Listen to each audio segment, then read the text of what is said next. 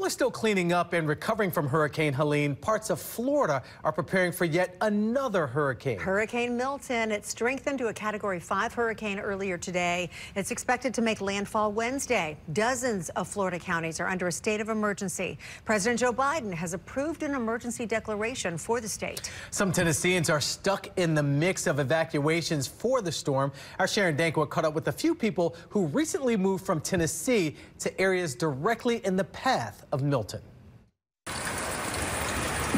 It's the start of what Eric Gentry says may be his worst nightmare. It has ramped up so fast. I knew that I needed to keep an eye on it after last week's storm. We're so overly saturated and trees are already trying to work themselves down. Eric moved from Nashville to St. Augustine, Florida just 2 years ago and says watching Hurricane Milton intensify was unlike anything he'd ever heard or seen before.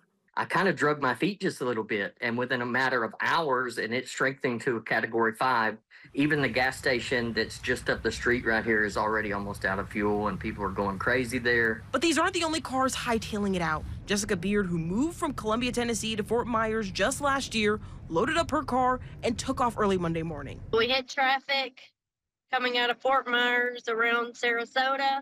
Stop and go all the way through Ocala. She says as soon as she heard the category level switch, store shelves emptying and generators selling out, her only thought was to leave. We're not in the mandatory evacuation zone, but it's just a few streets over that are. Better safe than sorry. But as for Eric, anything heading north is pretty much already backed up. People are evacuating cars and things. And so it seems like I think I may have missed the boat, unfortunately. So he's loading up with sandbags, food, and water. So at this point, I think it's just time to batten down the hatches and try and pray and hope for the best for myself and everyone around us. For WSMV4, I'm Sharon Dankwa.